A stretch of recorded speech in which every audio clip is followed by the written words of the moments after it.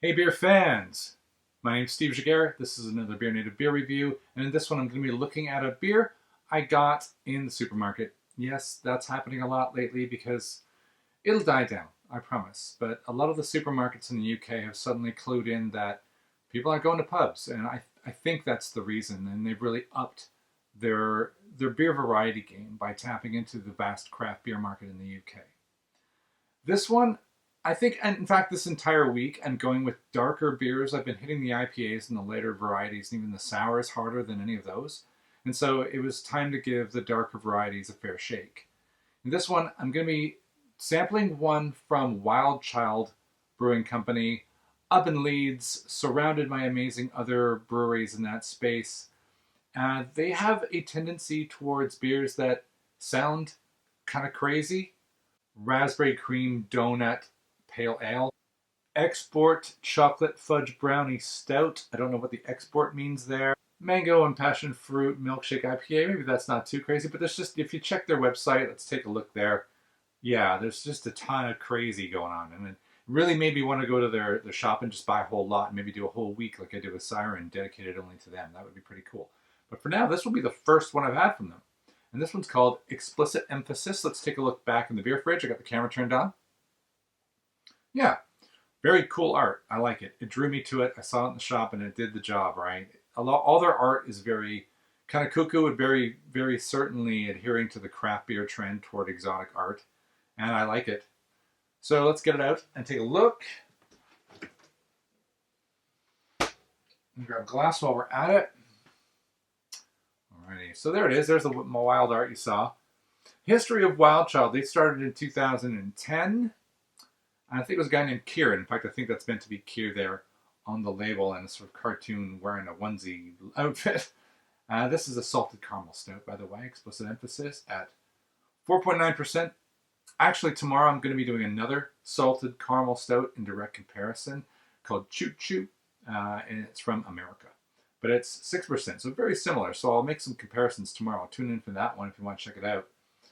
But he started in 2010, as I said, and he had a goal of creating his own. He started brewing in 2010, I should say, not the brewery. That's ambitious, with the idea of having a brewery, and hey, here it is, right? Really, hats off. Hats off to Kier the Wild Child. You did it. So let's try this out. Let's pop it open. I really got to get, once lockdown's over, I'm going north. Leeds and York are smashing it. All right. See, that's cheating, right? A little bit of foam comes out of the can. That's going to just make it throw it all up in my face and smell awesome. Let's sip on a bit of the froth. It's nice. Pretty caramely, actually. Is what it's called? Salted caramel stout. Yeah, it hit. I didn't even need to. They don't even often need to have the description on there. It's the salted bit, though, that I'm going to be critical on. Because I know what salted caramel tastes like. What a surprise. I'm expecting it to be chocolatey and all that. So I'm going to have a little sip out of the can. I feel like I'm ready. Because I did, last Friday, I did that live, rather intense one from Vocation and Brew York. And that was a bit over the top. It's good, though. Okay, it's nice. It's funny. You smell it, you expect a sweetness that doesn't arrive on the palate when you take a sip. But that's only the first crack at it. So let's pour it in the glass, and whoa, it's lively. It's trying to throw itself out of the can into my mouth. I don't disagree with that. But I'm gonna have to wait. You have to be patient while I pour this. Because look, like, it's as excited to be inside me as I am to get it in me. Ooh, it sounded terrible, didn't it? I gotta think about my words. I don't edit these things that much. Yeah, that's probably enough. It's at the top. Let's pop that down. Get a bit sunny. Another sunset. Maybe the last beautiful day before we hit a real winter here in the UK. So that's a bit unfortunate. I don't really like. I moved here from Canada to get away from winter, and I actually don't mind the rain. It's okay. Chewy hates the rain. Chewy, what do you think of rain? Yeah. Hair is not a good thing to have in rain. Wow, that's really given way. A really fine head given way to some rather big bubbles. Quite Very dark though, as expected. It is a stout. Probably some roasted malt in there. I don't have a whole lot of detail as to what's actually in it. So it's a true mystery. I'm going to have to guess, like seems to be often the case with stouts. The IPA world, they just love throwing ingredients and hops at you. What kind of malts? Oh, we use this magical hop. That was a code word. The stouts just kind of rely on drink it, tells me what you think. I'm getting a very weird flavor other than the obvious ones. I'm not sure I want to say what it is. Yeah, it's. Let me just take a sip. Let that splash around. So the carbonation, when you get a stout, let's use Guinness as our extreme standard. Smooth, velvety mouthfeel. This looks and has a palate and a carbonation like Coca-Cola or a cola. Other cola brands are available. It has that. Like if you could convince someone it was Coke. I would even say it has a cola-like metallicness to it. And it smells a bit soda-y. Very strange.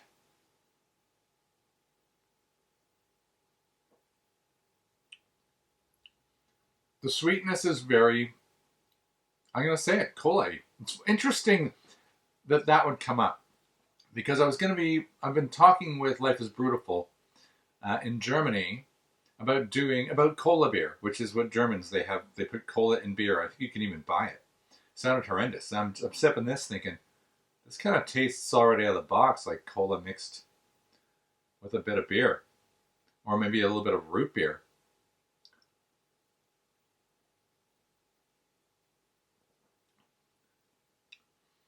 I'm not sure.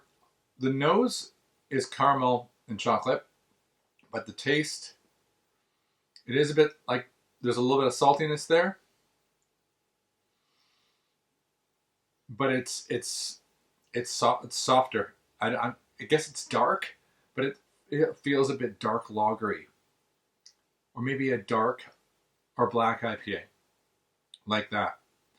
It's got some hops where the bitterness could have been a bit stronger. And I think they could have worked on maybe throwing something in there to fuzz it up a little bit. So it gave me that chocolatier feel or that better mouthfeel. It's just a little too fizzy for my liking. Fascinating. It's not bad beer. It's just, it didn't meet my expectations. That's all. Doesn't mean it's bad. Let's try and take a sip now outside of what my expectations were and go, yeah, it's okay. Like, I don't think a stouts is refreshing, and it kind of is. And it's nice, like if I drink a dark lager or a black IPA along these lines, I would be pretty happy with it. Okay, so I'm going to score this up. Let's take a look at it again. I'll pick it up. This is Explicit Emphasis from Wilde up in Leeds. Salted caramel stout, 5.9%. And I say let the ingredients do the talking. Dark roasted malts, definitely, all those things. But the touch of lactose, it does say that on the can. I'm not getting that. I think you could have amped that up a little bit. What does natural flavoring mean in the ingredients? I don't know. It's, I'm not necessarily even getting 25 IBU as a bitter. I don't think so. Wow, interesting. All right, sorry, back to the scoring. Let's do the art. I love the art. I love the whole series that they have. They have a consistent look, but it's like wacky by default. And it's attention getting. I'm not tired of it yet, so I'm going to give them a 4 out of art. Can's pretty standard. Let's just go to 3. They didn't do anything special there. 7. Let's go to accuracy and uniqueness. I don't think it's necessarily grabbing me as a salted caramel stout. The caramel's there. It's pretty faint. It doesn't have a stouty characteristic. It's more like a cola drink. And I even said it has kind of like an air of cola flavor to it. I guess cola has a caramel flavor to it, right? And that's how it's coming across. Okay. I don't think it's that accurate. I'm going to give it a 2 on accuracy. Is it unique? No, it's going to get 3. So now we're at 12. And do I like it? think it's okay. I don't know when I'd choose it.